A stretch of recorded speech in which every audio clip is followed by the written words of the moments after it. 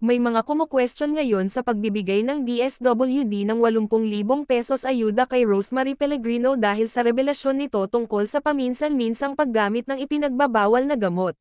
Si Pellegrino ang babae sa larawan na nag-viral noong ika-27 ng Mayo taong 2025. Nakunan siya ng litrato habang gumagapang palabas mula sa imburnal sa kanto ng kalye ng Rufino at Adelantado sa Legazpi Village, Makati City. May mga nakisimpatya kay Pellegrino dahil sa kwento nitong ginagamit niya ang cutter blade na nalaglag sa imburnal para sa kanyang hanapbuhay, ang pangangalakal. Pero nagbago ang ihip ng hangin nang lumapit siya sa content creator na si Boss Toyo ng Pinoy Pawn Stars.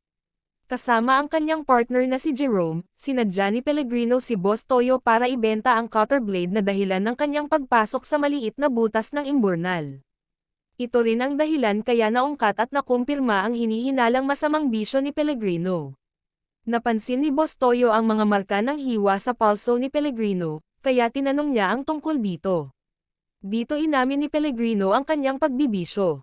Nagbibisyo po pero hindi naman hindi naman po araw-araw. Noon pong naghihiwa ako, hindi pa po ako gumagamit. Pagtatapat ni Pellegrino ng diretsahang tanungin siya ni Boss Toyo kung may bisyo siya. Pinayuhan siya ni Boss Toyo na magbago na siya. Magbago ka, pilitin mo. Kailangan magbago ka, sayang yung ibinigay sa'yo. Mauubos yon, sabi ni Boss Toyo tungkol sa pinansyal na tulong ng DSWD. Sa huli ay binili ni Boss Toyo ang cutter blade ni Pellegrino sa halagang 5,000 pesos.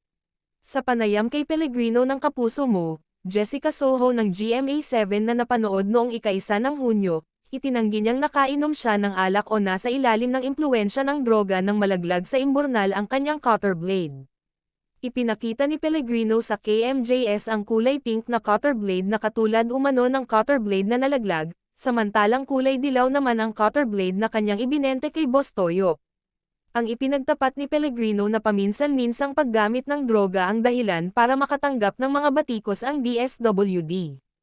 Para sa karamihan, may mga mahihirap na Pilipinong higit karapat-dapat na tulungan ng DSWD pero hindi na pagtutuunan ng pansin dahil hindi sila viral sa social media.